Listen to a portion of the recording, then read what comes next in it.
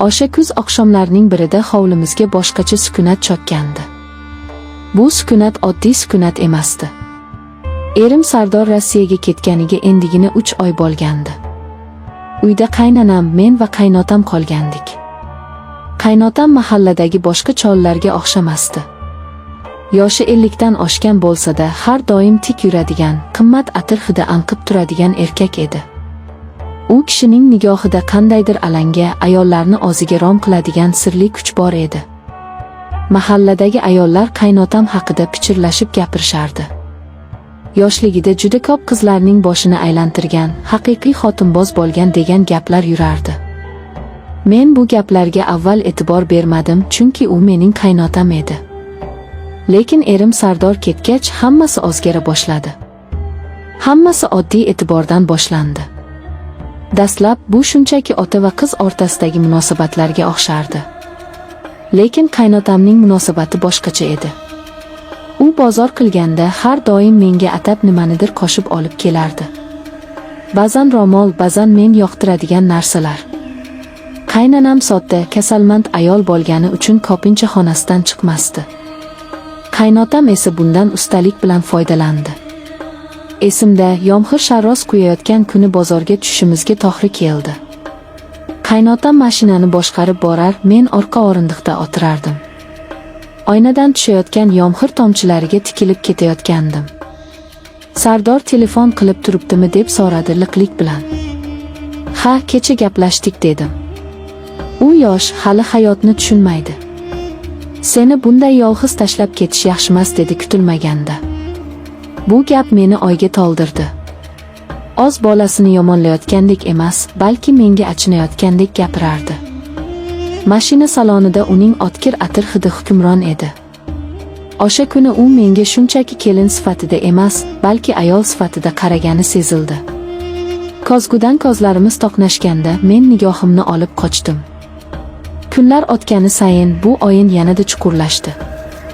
Qaynotam o'zining mahoratini ishga solgandi. U kishi ayollar nimalarni yaxshi ko'rishini, qanday so'zlar ularning quloqiga yoqishini juda yaxshi bilardi. Sardor menga aytmagan maqtovlarni otasi aytardi. Bugun choy damlashing o'zgacha, qoling gulda, qizim, derdi u. Choynakni uzatayotib, qo'llarimiz salgina tegib ketganda. O'sha lahza badanim titrab ketdi. Bu qo'rquvmidi yoki boshqa narsa, o'shanda tushunmagandim. Bir kuni kechki ovqat payti qaynonam uxlagani kirib ketdi. Dasturxon atrofida ikkimiz qoldik. Qaynotam choy hoplayotib yoshlikdagi sarguzashtlari haqida gapirib berdi. Uning hikoyalari shunchalik qiziqarli va rang-barang ediki, men beixtiyor tinglab o'tirardim. U o'zini qanday tutishni, suhbatdoshini qanday sehrlashni bilardi. Inson hayotda bir marta yashaydi, dedi ko'zlarimga tikilib. Baxtni uzoqdan izlash kerak emas. Ba'zan baxt yoningda turadi, lekin sen uni ko'rmaysan. Bu so'zlar shunchaki falsafa emasligini ich-ichimdan his qildim. U meni nazarda tutayotgandi. Ortadagi chegara, o'sha ko'rinmas devor qulay boshlagandi. Eng dahshatlisi, men bu e'tiborni kuta boshlaganim edi. Erim Sardorning quruq yaxshimisizlar, pul yetib turibdimi degan gaplari menga yetmay qolgandi. Menga tirik insonning harorati, shirin so'zi, maqtovi kerak edi. Qaynotam esa buni juda noziklik bilan berardi. U hech qachon qo'pol harakat qilmasdi, hammasi juda madaniyatli, juda silliq kechardi. O'sha kuni tug'ilgan kunim edi. Sardor ertalab tabriklab pul jo'natishini aytdi. Kechqurun esa qaynotam uyga kirib keldi-da, stol ustiga kichkina quticha qo'ydi. "Ochib ko'r", dedi u jilmayib. Qutichada tillo taqinchoq bor edi. Men hayron bo'lib qoldim. "Dada, bu juda qimmat-ku", dedim duduqlanib. "Sen dunyodagi eng qimmat narsalarga loyiqsan." Sardor buni tushunmasligi mumkin, lekin men ko'rib turibman. "Sening ko'zlaringdagi dardni ko'tarolmayman", dedi va o'sha on o'rtamizdagi masofa butunlay yo'qoldi. U taqinchoqni taqib qo'yish uchun orqamga otdi. Uning issiq nafasi bo'ynimga urildi. Men joyimda qotib qolgandim. Qo'llari bo'ynimga tekkanda butun vujudim yonib ketgandek bo'ldi. O'sha lahzada men kelin ekanligimni, u esa qaynotam ekanligini unutdim. Faqat o'sha lahza, o'sha e'tibor bor edi. Bizning munosabatlarimiz so'zsiz bitimga o'xshardi. Hech kim ochiqchasiga sevaman demasdi, lekin har bir qarash, har bir imo-ishora shunga ishora qilardi. U kishi hovlida ishlayotganimda yonimga kelib, yordamlashar, tasodifan yelkamga qo'l qo'yar, men esa bu teginishdan qochmasdim. Aksincha, bu menga qandaydir kuch, ishonch berardi. O'zimni go'zal va kerakli his qilardim.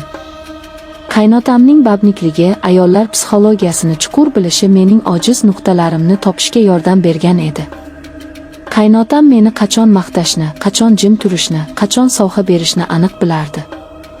Qishning sovug'i tushganda qaynanam davolanish uchun sanatoriyaga ketdi. Uyda faqat ikkimiz qoldik. Bu vaziyatdan qo'rqishim kerak edi, lekin men ichimda boshqacha bir hayajon tuydim. Oqshomlari televizor qarshisida o'tirardik. U menga meva archib berardi. Bilasanmi, dedi u bir kuni kechqurun. Men yoshligimda ko'p xatolar qilganman. Lekin hech qachon birovni majburlamaganman. Ayollar menga o'zlari talpinishgan. Chunki men ularni tinglardim. Erkak kishi ayolni tinglashni bilishi kerak. U menga yaqinroq o'tirdi. Sen eshitilmagan ashulaga o'xshaysan. Sardor sening qadringga yetmaydi. Agar men yoshroq bo'lganimda. U gapini tugatmadi, lekin ma'nosi aniq edi. Uning qo'llari kaftimdan ushladi, men qarshilik qilmadim. O'sha tunda biz uzoq suhbatlashdik. U o'zining armonlari haqida gapirdi.